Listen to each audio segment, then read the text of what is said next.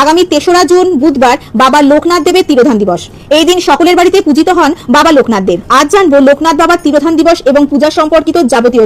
বাবা লোকনাথ দেবের পূজার দিন অর্থাৎ ৩রা জুন বুধবার অবশ্যই করুন এই 5টি সহজ কাজ। কাটবে বিপদ সংকট, মনের সমস্ত ইচ্ছা পূরণ হবে বাবা লোকনাথ দেবের কৃপায়। রণে বনে জলে জঙ্গলে যখনই বিপদে পড়িবে আমাকে স্মরণ করিও, আমি রক্ষা করিব। বাবা লোকনাথের এই মন্ত্র সকলের মুখে মুখে। ভক্তদের জন্যই এই কথা বলেছিলেন স্বয়ং বাবা লোকনাথ ব্রহ্মচারী। খুব বেশি আড়ম্বর নয়, মাত্র কয়েকটি জিনিস দিয়ে বাবা লোকনাথকে তুষ্ট করে তার আশীর্বাদ লাভ করতে পারেন। ঠিক কি কি জিনিস দিয়ে পুজো করলে বাবা লোকনাথের অশেষ কৃপা লাভ করতে পারবেন তা পুজোর আগে জেনে নিন। বাবা লোকনাথের প্রিয় নৈবেদ্য হলো তালের শ্বাস, কালো জাম ও মিছরি। পুজোর সময় এগুলি নিবেদন করতে একেবারেই ভুলবেন না। লোকনাথ বাবার পুজোর সময় সব সময় সাদা মিষ্টি নিবেদন করুন। যে কোনো ধরনের সাদা মিষ্টিতেই প্রসন্ন হবেন বাবা লোকনাথ। পুজো হয়ে যাওয়ার পর অবশ্যই এই প্রসাদ কোনো ছোট্ট বাচ্চাকে খাওয়াবেন, এতে ভালো ফল পাবেন। লোকনাথ বাবার আরাধনা করলে আর্থিক সমস্যা থেকে যেমন মুক্তি পাবেন, তেমনি সংকট কেটে গিয়ে বিপদ মুক্ত হবেন এবং আপনার সমস্ত ইচ্ছা পূরণ হবে। প্রতি সোমবার করে নিষ্ঠাভরে লোকনাথের পুজো করলে তার অশেষ কৃপায় মনের কামনা বাসনা সব পূরণ হবে। লোকনাথ ব্রহ্মচারী বাবাকে এই দিনে অবশ্যই নীল শাপলা বা যে কোনো সাদা ফুল বাবাকে নিবেদন করুন। বাবা লোকনাথকে শিবের অবতার মনে করা হয়, তাই তার পুজোর সময় অবশ্যই বেলপাতা দিয়ে পুজো করুন। এবার জানবো বাবার প্রিয় ফুল, ফল এবং মিষ্টি, যেগুলি আপনারা এই দিন বাবাকে অর্পণ করে খুব সহজেই বাবার আশীর্বাদ লাভ করতে পারবেন।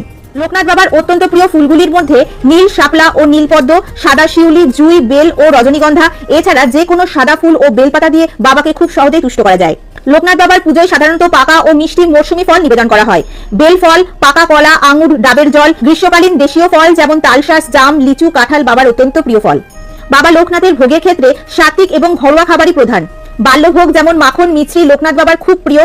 এছাড়াও মূল ভোগের মধ্যে ঘি ভাত, ডাল, সবজি, সেদ্ধ লাবড়া, পাঁচমিশালি সবজি, চচ্চড়ি। মিষ্টির মধ্যে ক্ষীর, চাল ও সাবুর পায়েস এবং ছানার সাদা মিষ্টি অত্যন্ত প্রিয় বাবা। এবার জানবো ৩রা জুন বুধবার লোকনাথ বাবার তিরোধান দিবসের দিন বাবাকে পূজা করার সবথেকে শুভ সময় কখন থাকতে চলেছে এবং এই দিন অমৃত যুগের সময় কোন। অর্থাৎ 2026 সালে বাংলা 1433 বঙ্গাব্দে লোকনাথ বাবার তিরোধান দিবস অনুষ্ঠিত হতে চলেছে ৩রা জুন 2026, বাংলার 19 জ্যৈষ্ঠ 1433 বুধবার।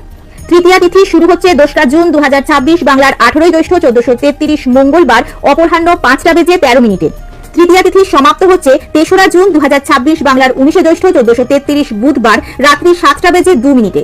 এই দিন লোকনাথ বাবাকে পূজা করার সবথেকে শুভ সময় থাকতে চলেছে দিবা 7টা বেজে 38 মিনিট গতে 11টা বেজে 13 মিনিটের মধ্যে এবং বিকেল 5টা থেকে বিকেল 7টা বেজে 2 মিনিটের মধ্যে লোকনাথ বাবাকে পূজা করার সবথেকে শুভ সময় থাকতে চলেছে। এই দুটি শুভ সময়ের মধ্যে যে কোনো একটি সময়ে আপনারা লোকনাথ বাবার পূজা সম্পন্ন করতে পারেন।